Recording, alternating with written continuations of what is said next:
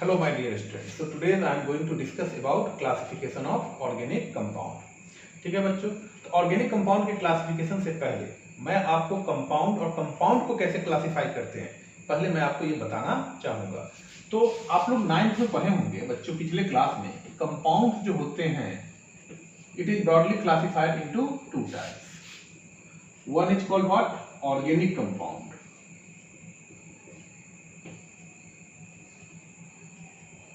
and other is known as what? Inorganic compound. बच्चों जितने भी कंपाउंड्स होते हैं ना इसको हम लोग दो भागों में क्लासिफाई कर सकते हैं, ऑर्गेनिक एंड इनऑर्गेनिक। चलिए ऑर्गेनिक कंपाउंड किसको कहते हैं? बच्चों वैसा कंपाउंड जो हमको लिविंग ऑर्गेनिज्म से प्राप्त होता है, जैसे एनिमल और प्लांट से जो भी कंपाउंड मिलते हैं वैसे कंपाउंड को हम लोग कहते हैं ऑर्गेनिक कंपाउंड। तो इसको कैसे डिफाइन करेंगे? The compound which is obtained directly or indirectly from living organism। ठीक है बच्चों, such as animals और plants, वैसे कंपाउंड्स को हम लोग कहेंगे ऑर्गेनिक कंपाउंड। चलो बच्चों इसका कुछ एग्जांपल आप बता सकते हो, जैसे शुगर, ठीक है, डाई, ऑयल। नहीं बच्चों इन सभी को हम लोग कौन सा कंपाउंड कहेंगे? Organic compound. आपने यूरिया का नाम सुना होगा, यूरिया। नहीं आपने बेंजीन का नाम सुना होगा। बच्चों ये सारे जो कंपाउंड्स हैं these all compounds are known as, but these compounds are known as organic compounds। लेकिन तो इनऑर्गेनिक कंपाउंड किसको कहेंगे? वैसा कंपाउंड जो हमको नॉन लिविंग थिंग से प्राप्त होता है। Those compounds which is obtained from non-living things such as rocks or minerals are called inorganic compound। बच्चों इसका एग्जांपल आप जानते हो, जैसे कॉमन सॉल्ट जिसको हम लोग NaCl कहते हैं, पोटास एलम का नाम आपने सुना होगा, फिटकिरी जिसको कहते हैं पोटास एलम। नहीं वॉशिंग सोडा का नाम आपने सुना है Na2CO3.10H2। बच्चों ये सारे जो कंपाउंड्स हैं इन सभी को हम लोग कहते हैं कौन सा कंपाउंड? Inorganic compound. तो compounds is generally classified into two types, organic and inorganic. ये आपको ध्यान में रखना है। अब बच्चों ये जो ऑर्गेनिक कंपाउंड्स है, इस ऑर्गेनिक कंपाउंड्स के बारे में सबसे पहले एक थ्योरी आया था जिसको बर्जीलियस ने एक थ्योरी दिया था। उस थ्योरी को हम लोग कहते हैं वाइटल फोर्स थ्योरी। ठीक है, इन्होंने क्या कहा था? चलो इसको आप लोग नोट कर लो।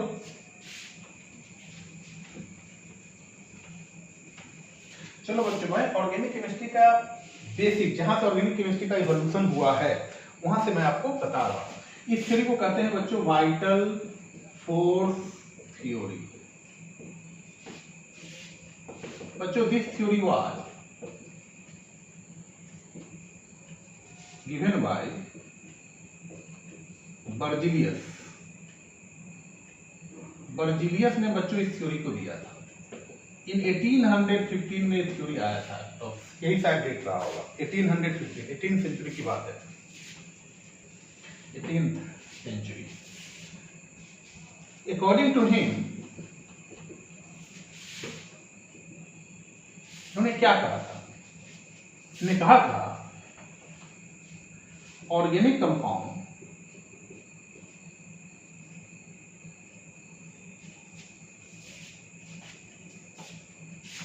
is produced, were produced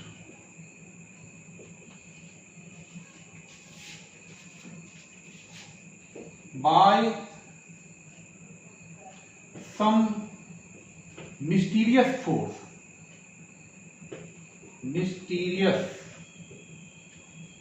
force existing in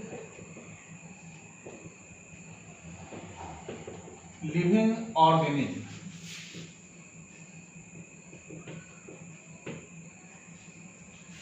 This mysterious force is called vital force. बच्चों मैं भी आपको समझा रहा हूं. This mysterious force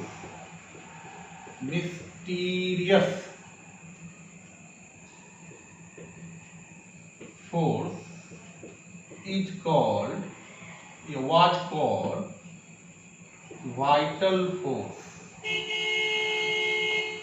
बच्चों इस फोर्स का नाम उन्होंने क्या रखा? Vital force. So organic compound can't be synthesized in laboratory. उन्होंने कहा कि ऑर्गेनिक कंपाउंड को आप लैब में नहीं सिंथेसाइज कर सकते हो. उन्होंने कहा कि लिविंग ऑर्गेनिज्म के अंदर एक फोर्स होता है, एक मिस्टीरियस फोर्स. उस फोर्स के बारे में उन्होंने कुछ नहीं बताया, मिस्टीरियस फोर्स का नाम दिया नहीं. और उस फोर्स को उन्होंने क्या कहा? उस फोर्स को उन्होंने वाइटल फोर्स कहा. और इसी फोर्स के द्वारा जो है ना लिविंग ऑर्गेनिज्म में क्या होता है? ऑर्गेनिक कंपाउंड का फॉर्मेशन होता है. हम ऑर्गेनिक कंपाउंड को लैब में नहीं बना सकते. ठीक है बच्चों. तो ये इन्होंने एक बातें कही, लेकिन ये बात इनकी जो थी आगे चल के क्या हो गया, इसको इन्हीं एक साइंटिस्ट बोहलर आए, उन्होंने इस इनकी जो लॉजिक थी इसको उन्होंने डिसएप्रूव कर दिया, इसको उन्होंने खारिज किया. उन्होंने एक ऑर्गेनिक कंपाउंड का फॉर्मेशन लैब में किया. बच्चों first organic compound which was synthesised in laboratory and that organic compound was urea. ठीक है बच्चों, उस कंपाउंड को बोहलर ने बनाया. और जैसे ही यूरिया का फॉर्मेशन हुआ, ये जो बर्जीलियस जिन्होंने ऑर्गेनिक कंपाउंड के फॉर्मेशन के बारे में जो लॉजिक दिया था, इनका लॉजिक क्या हो गया? फेल हो गया. ठीक है. तो ये थ्योरी आपको समझ में आ गया होगा. ये वाइटल फोर्स थ्योरी क्या कहता था कि ऑर्गेनिक कंपाउंड जो होते हैं they are produced by some mysterious force. नहीं, एक जादू का फोर्स है जिससे ऑर्गेनिक कंपाउंड का फॉर्मेशन होता है. ये जादू के फोर्स का नाम उन्होंने क्या रखा? वाइटल फोर्स रखा. नहीं, इसी के द्वारा ऑर्गेनिक कंपाउंड का फॉर्मेशन होता है. तो इस थ्योरी को किस साइंटिस्ट ने डिसएप्रूव किया? उसका नाम था बोहलर. बोहलर सिंथेसिस. बोहलर ने क्या किया बच्चों? He डिसएप्रूव्ड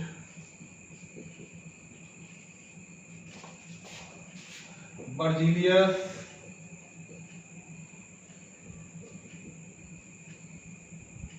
hypothesis by preparing urea in laboratory from ammonium cyanate. बच्चों इन्होंने अमोनियम साइनेट से यूरिया बना दिया. बच्चों अमोनियम साइनेट का फॉर्मूला होता है NH4NCO. बच्चों इसको हम लोग अमोनियम साइनेट कहते हैं. इन्होंने क्या किया कि इस कंपाउंड से इन्होंने यूरिया बना दिया. कैसे बनाया? इन्होंने क्या किया, ये जो NH4CNO है इसको उन्होंने हीट किया तो इससे बना NH2C डबल बॉन्ड ONH2. बच्चों इसी को हम लोग कहते हैं यूरिया. ये हमारा यूरिया है. बच्चों इस यूरिया का फॉर्मेशन किससे हुआ? अमोनियम साइनेट से उन्होंने यूरिया बनाया. तो इस वाइटल फोर्स थ्योरी जिसको किसने दिया था? वर्जिलियस. इस थ्योरी को किसने डिसएप्रूव किया? बोहलर ने किया. ठीक है. The first organic compound which was prepared in the laboratory, that organic compound was your urea. ठीक है. इसके बाद ऑर्गेनिक कंपाउंड पे बहुत सारे रिसर्च होने लगे, बहुत सारे ऑर्गेनिक कंपाउंड को लैब में बनाया जाने लगा. तो ये कहानी थी ऑर्गेनिक कंपाउंड के प्रिपरेशन की. ऑर्गेनिक कंपाउंड का कैसे सिंथेसाइज किया गया, इसकी हिस्ट्री क्या थी, ये आपको ध्यान में थोड़ा बहुत रखना है. ठीक है.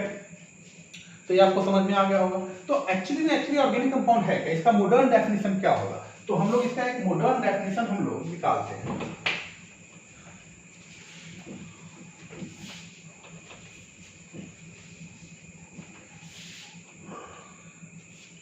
Modern definition of organic compound. बच्चों ऑर्गेनिक कंपाउंड क्या होता है? Organic compound is the compound of carbon, ठीक है, carbon containing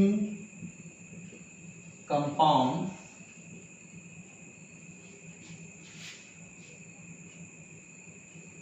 carbon containing compounds which usually contains hydrogen and one or more other elements such as oxygen, nitrogen, phosphorus, halogen. बच्चों इस X को कहते हैं हेलोजन। हेलोजन में कौन कौन से ग्रुप आते हैं? फ्लोरीन, क्लोरीन, ब्रोमीन, ये सब आते हैं। ETC are called organic compound, ठीक है बच्चों, ये डेफिनेशन आपको ध्यान में रखना है। ऑर्गेनिक कंपाउंड में जनरली कार्बन होगा, उसके साथ हाइड्रोजन तो रहेगा। बच्चों क्या लिखा है? Carbon containing compound which usually contains hydrogen, उसमें हाइड्रोजन तो रहेगा। साथ साथ कुछ एलिमेंट्स भी ऑर्गेनिक कंपाउंड्स में हो सकते हैं, जैसे ऑक्सीजन हो सकते हैं, नाइट्रोजन हो सकते हैं, फॉस्फोरस हो सकता है, कुछ हेलोजेंस के एलिमेंट्स हो सकते हैं।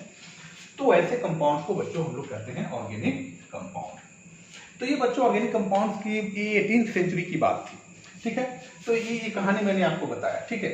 Now it is organic compound. बच्चों ऑर्गेनिक कंपाउंड की संख्या बहुत ज्यादा है, तो इसका क्लासिफिकेशन ब्रॉडली इसको कैसे हम लोग क्लासिफाई करेंगे, नहीं, इसको अभी हम लोग डिटेल्स में देखेंगे।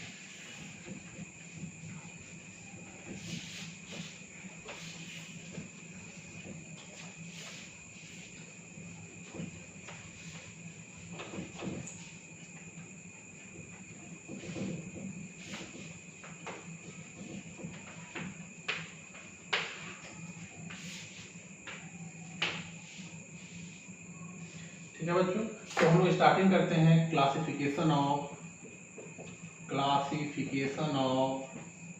Organic compound.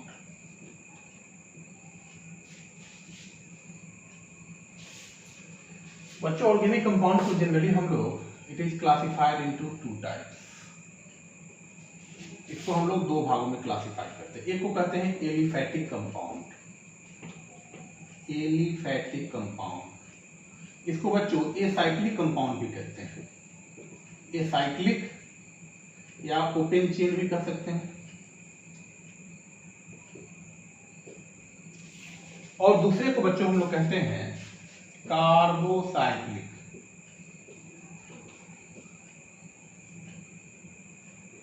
कंपाउंड बच्चों ऑर्गेनिक कंपाउंड को generally classified it is classified into 2 types, aliphatic compounds and carbocyclic compound. अब ये जो एलिफैटिक कंपाउंड्स है बच्चों, it is further classified into 2 types, ठीक है। एक को बच्चों हम लोग कहते हैं स्टेट चेन,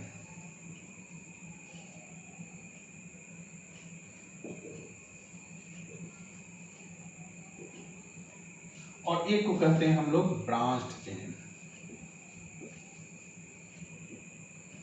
ठीक है बच्चों, पहले मैं नोट कर रहा हूं, फिर 1 बाय 1 आपको समझाऊंगा। स्टेट चेन में क्या होगा? वैसे कार्बन का एक चेन होगा, इस तरह का चेन बना होगा बच्चों, इसको हम लोग कहेंगे स्टेट चेन कंपाउंड। और एक ब्रांचिंग होता है, ब्रांचिंग में क्या होगा? एक सीधा होगा और कुछ कार्बन ऊपर या नीचे भी हो सकते हैं, इसको हम लोग ब्रांच चेन कहते हैं, ब्रांच चेन स्ट्रक्चर कहते हैं। तो ये जो एलिफैटिक कंपाउंड है it is classified into 2 types, state chain और ब्रांच चेन कंपाउंड, ठीक है। अब ये जो बच्चों स्टेट चेन कंपाउंड है, इसमें भी 2 तरह का क्लासिफिकेशन होता है बच्चों। इसको हम लोग एक को कहते हैं सैचुरेटेड, क्या कहते हैं बच्चों? सैचुरेटेड, और एक को कहते हैं अनसैचुरेटेड। सैचुरेटेड में बच्चों सैचुरेटेड जो कंपाउंड्स होते हैं इसको हम लोग अल्केन कहते हैं। क्या कहते हैं इसको? अल्केन। और ये जो अनसैचुरेटेड है it is classified into 2 types, one is called alkyne and other is called alkyne. बच्चों ये आपको दिखाई दे रहा है, ठीक है।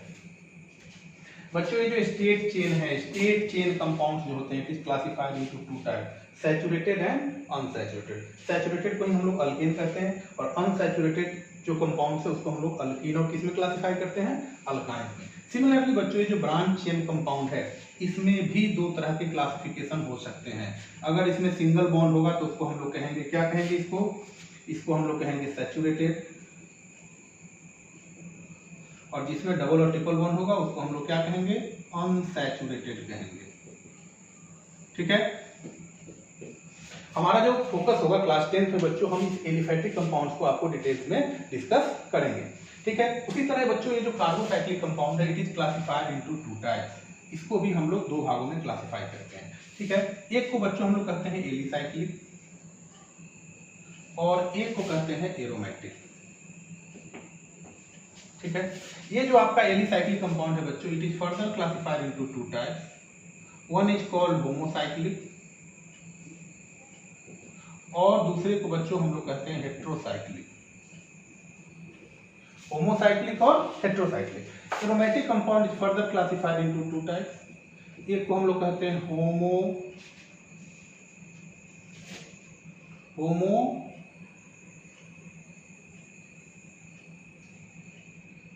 एरोमेटिक कंपाउंड और दूसरे को हम लोग कहेंगे बच्चों हेट्रो एरोमेटिक कंपाउंड। ठीक है बच्चों, तो ये जो कार्बोसाइक्लिक कंपाउंड है बच्चों इसको हम लोग कितने भागों में क्लासिफाई किए, it is classified into two types. One is called alicyclic, other is called aromatic. This alicyclic compound is further classified into two types. One is called homocyclic and other is called heterocyclic. बच्चों इस homocyclic में क्या होता है, होमो वैसा cyclic compound जिसमें सिर्फ और सिर्फ कार्बन होगा, रिंग में सिर्फ कार्बन होगा। जैसे बच्चों ये कंपाउंड है, अगर आप ध्यान से इसको देखोगे बच्चों एक बॉन्ड लाइन फॉर्मूला है, इसमें आप देखो रिंग में सिर्फ और सिर्फ जो डॉट दिखा रहा है ना ये कार्बन को रिप्रेजेंट करता है। इसको बच्चों हम लोग कहते हैं साइक्लोप्रोपेन। क्या कहते हैं इसको, साइक्लोप्रोपेन। बच्चों इसमें 3 कार्बन है। बच्चों ये जो कार्बोसाइक्लिक कंपाउंड जो आप देख रहे हो इसमें साइकिल बनेगा, एक रिंग बनेगा, और रिंग में अगर 3 कार्बन है और सभी के बीच में सिंगल बॉन्ड है तो इसको हम लोग कहेंगे साइक्लोप्रोपेन। अच्छा बच्चों ये जो होमोसाइक्लिक कंपाउंड्स है ये आपका सैचुरेटेड भी हो सकता है और अनसैचुरेटेड भी हो सकता है। इसमें कार्बन कार्बन के बीच में सिंगल बॉन्ड भी हो सकता है, डबल बॉन्ड भी हो सकता है और ट्रिपल बॉन्ड भी हो सकता है। So you can classify this homocyclic compounds into two types, saturated homocyclic compounds and unsaturated homocyclic compound. Similarly बच्चों ये हेट्रोसाइक्लिक जो कंपाउंड जो होते हैं इसमें क्या होता है, रिंग में कार्बन के अलावा एक और कोई एटम आ सकता है। जैसे बच्चों यहाँ पर अगर ध्यान से आप देखेंगे तो ये सब जो कॉर्नर्स है ये सब कार्बन को रिप्रेजेंट करते हैं, लेकिन यहाँ पर कार्बन के अलावा बच्चों एक एटम कौन आ गया है, ऑक्सीजन आ गया। बच्चों इसको फ्यूरन पढ़ते हैं हम लोग, इस कंपाउंड का नाम है फ्यूरन। तो ये जो कंपाउंड है ये बच्चों हेट्रोसाइक्लिक कंपाउंड्स का एग्जांपल है। हेट्रो मतलब होमो मींस इस रिंग में सिर्फ एक ही तरह के एटम है, लेकिन हेट्रो मतलब एक एटम कोई डिफरेंट होगा। बच्चों यहाँ रिंग में कार्बन के अलावा एक एटम कौन आ गया है, ऑक्सीजन आ गया है। So this compound belong to heterocyclic compound. Aromatic compounds में भी बच्चों 2 तरह के होते हैं, होमो एरोमेटिक और हेट्रो एरोमेटिक। बच्चों इसको हम लोग आगे डिटेल्स में डिफाइन करेंगे। एरोमेटिसिटी के कुछ कंडीशंस होते हैं, हाफकेल्स रूल्स होते हैं, प्लेनर मॉलिक्यूल्स होते हैं। वो एरोमेटिसिटी के कंडीशन आगे क्लास में जब मैं आपको 11th में ऑर्गेनिक केमिस्ट्री डिटेल्स में पढ़ाऊंगा तो हम इसको डिस्कस करूंगा। यहाँ पर अभी आप ये जाने कि होमो एरोमेटिक कंपाउंड का बेस्ट एग्जाम्पल है बच्चों बेंजीन। आप लोग बेंजीन का तो नाम सुने होंगे। ये बेंजीन हो गया बच्चों आपका, इसमें रिंग में सिर्फ और सिर्फ देखिए कार्बन है, तो इसको हम लोग कहेंगे होमो एरोमेटिक कंपाउंड। लेकिन बच्चों एक कंपाउंड है रिंग में कार्बन के अलावा और कोई दूसरा आइटम आ जाए, देखिए बच्चों यहाँ पे नाइट्रोजन है, बच्चों इसको पाइरीडीन कहते हैं। ये भी एक एरोमेटिक कंपाउंड है, पाइरीडीन तो दिखाई दे रहा है बच्चों, इसको मैं ठीक से बना दे रहा हूँ। देखो बच्चों ये जो हेट्रो एरोमेटिक कंपाउंड है इसका बेस्ट एग्जांपल है बच्चों पाइरीडीन। पाइरीडीन का स्ट्रक्चर ऐसा होता है, यहाँ पे बच्चों रिंग में एक नाइट्रोजन होता है, ठीक है, इसका स्ट्रक्चर बच्चों ऐसा होता है, ठीक है। तो ये जो कंपाउंड है बच्चों इसको हम लोग कहते हैं पाइरीडीन। ये बच्चों हेट्रो एरोमेटिक कंपाउंड्स का एग्जांपल है।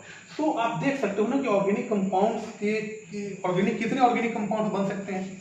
नहीं, ये ओपन चेन भी हो सकता है, नहीं, ब्रांच भी इसका स्ट्रक्चर हो सकता है, इसका स्ट्रक्चर साइक्लिक भी हो सकता है। कार्बन का कुछ स्पेशल प्रॉपर्टीज होता है। कार्बन है वर्सेटाइल नेचर, इसके millions and billions of compound nature में एग्जिस्ट करते हैं, जो कि आपको इस क्लासिफिकेशन से समझ में आ रहा होगा। बच्चों क्लास 10th में मैं आपको यहाँ से ये जो पोर्शन है, इसको मैं क्लास 10th में आपको डिटेल्स में बताऊंगा, ठीक है। तो इसको आप ध्यान से समझिए। ये पूरे ऑर्गेनिक कंपाउंड का क्लासिफिकेशन मैंने आपके सामने रख दिया है। हम लोग इस एलिफैटिक कंपाउंड्स को अगले क्लास में डिटेल्स में डिस्कस करेंगे, ठीक है बच्चों। तो आज के लिए इतना ही, थैंक यू।